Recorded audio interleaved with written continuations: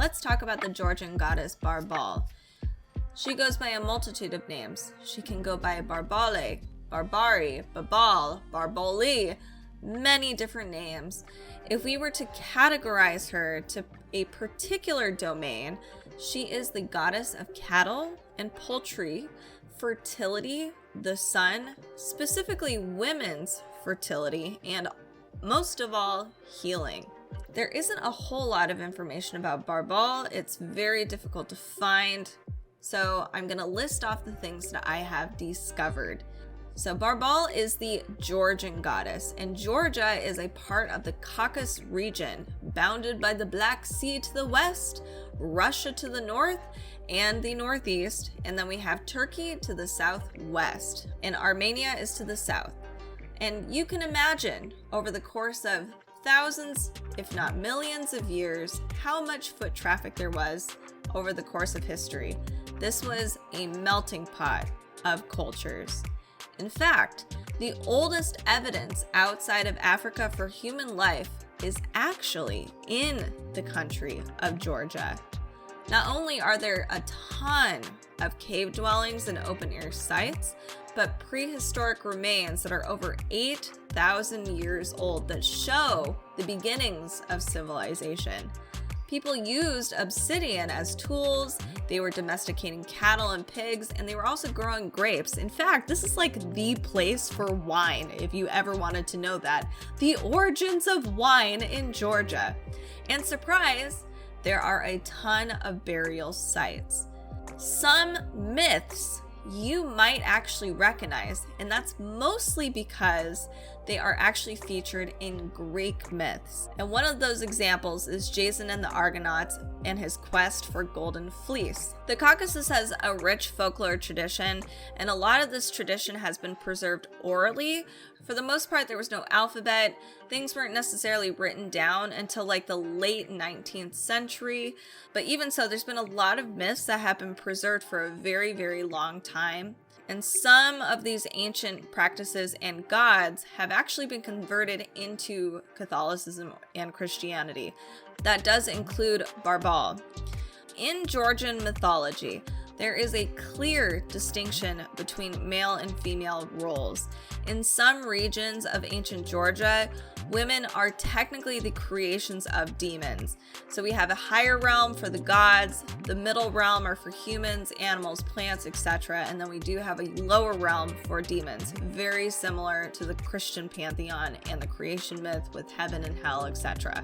Now, it is said in ancient Georgia, ceremonies would take place inside of like churches or holy places, and sometimes it would be in the home. Domestic rituals in particular centered around the hearth or cattle stalls or some other localities like that. Women were not allowed to enter the churches or participate in specific rituals. On the other hand, there are feast days and observances specifically for women, and men are forbidden to attend. Barbale is one of those goddesses where they would invoke prayers to her at the hearth, and men would just have to leave the house. No dudes allowed. She was a deity specifically for women. Many Georgian goddesses had very similar domestic domains like Barbale in things like fertility, healing, cattle. There was a lot of overlap. But the thing is, many objects that represent the sun were used in the rituals and customs that were dedicated to Barbale. Linguistically, even the name of Barbale is similar to other Georgian works that correlate with like the flame, circle, the wheel, or even brilliance. That kind of distinguishes her from other Georgian goddesses. Various holidays were dedicated to Barbale, but the main one coincided with the winter solstice. Now we have the Feast of Saint Barbara's, which is celebrated every year on December 17th. This used to be December 4th, way back when. Basically, it's the celebration of the great martyr who was tortured by her own pagan father after she converted to Christianity. It is quite the story, and I encourage you to check it out in the description below. There's a lot of similarities to the celebration to Barbale and St. Barbara's. For instance, round ritual pancakes with an amber layer of golden buttery filling were offered to the goddess who returned light and life to the earth when, we're in the darkest time.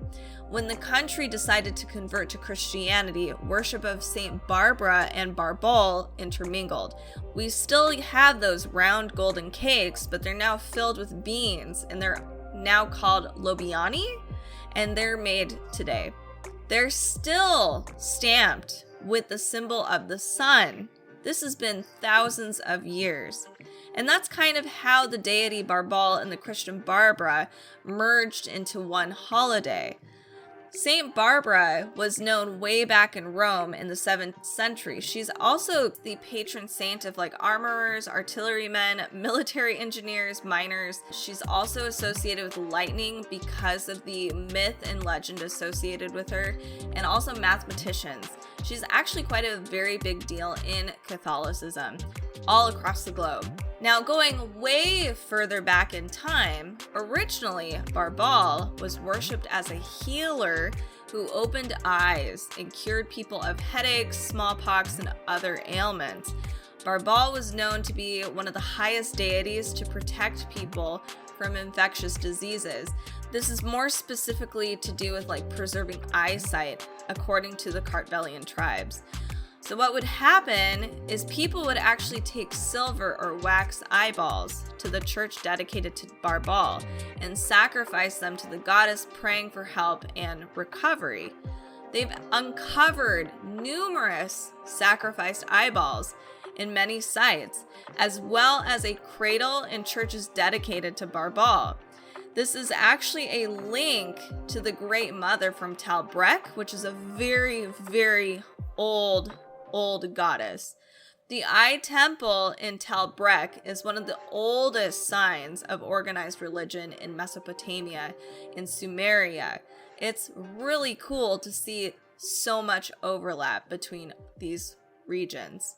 So even though we don't know a lot about Barbale, we do know some general pieces about her, and she survived over time through Saint Barbara. We can't really put a time frame on how long Georgian mythology has been around because it's been around for such a long time, being preserved orally and passed down through generation to generation. As you can see, there's a lot of information about Barbale, but it's all over the place.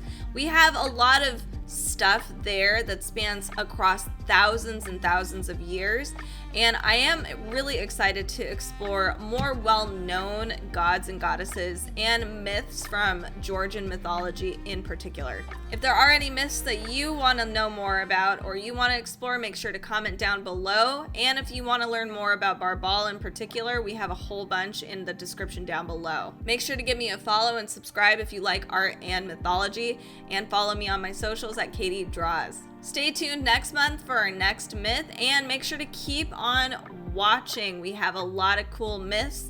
Check out my different playlists. I'll see you soon.